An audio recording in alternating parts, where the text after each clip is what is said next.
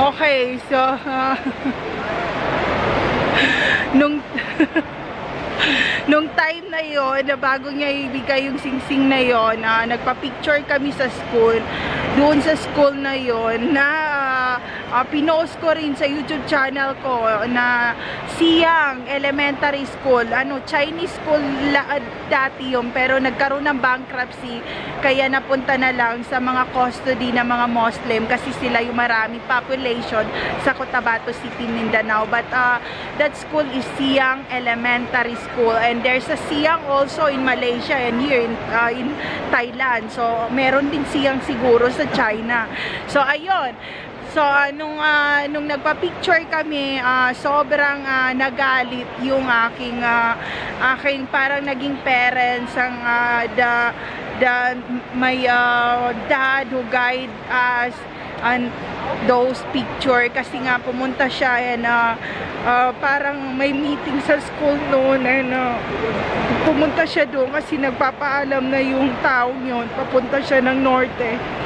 Tapos those time yung naging tatay ko na masama ang pakiramdaman niya noon.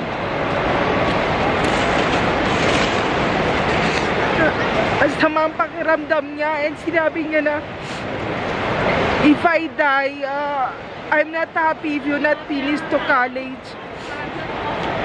The man is you can get the man, but the education and the name, you cannot get that in any kind of jewelry or fancy things in life.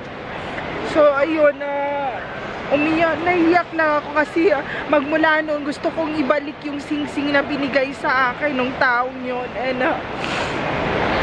hindi ko siya binalik, and then para walang away, sinunog ko na lang yung singsing kasi yung mga kapitbahay namin wala na silang ginawa kundi tingnan yung singsing na yon, na lang naman yun, pagkano lang yung parang plastic na jewelry na singsing lang naman, pero parang sa kanila buong mundo talaga galit na galit sila sa akin about those ring, and it's only a friendship ring.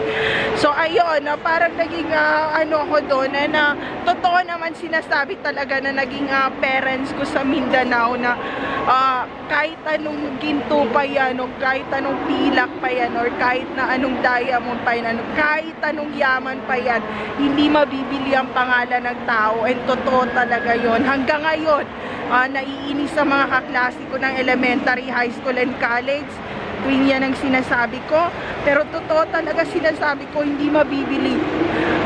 Money can buy everything, but your happiness no one can get from you into your entire life. So ayun lang, there's no safe place to all targeted individual out there. Take care always, everyone, and shout out to my parents in Mindanao and Cotabato City who always remind me that no matter what happened to me, or wherever I go, or wherever country I go, or even I left them, hindi mabibili ng kahit ano yung mga advice nila, yung araw-araw nila na galit-galitan sa akin. Kasi totoo naman tingnan mo, ngayon more than 20 years na kami ng asawa ko, pero iniwan pa rin na niya ako mag-isa ngayon.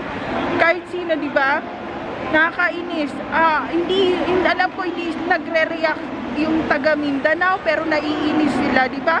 Aminin nyo kung hindi totoo. So ayun, kaya hindi ako nagsusuplada talaga.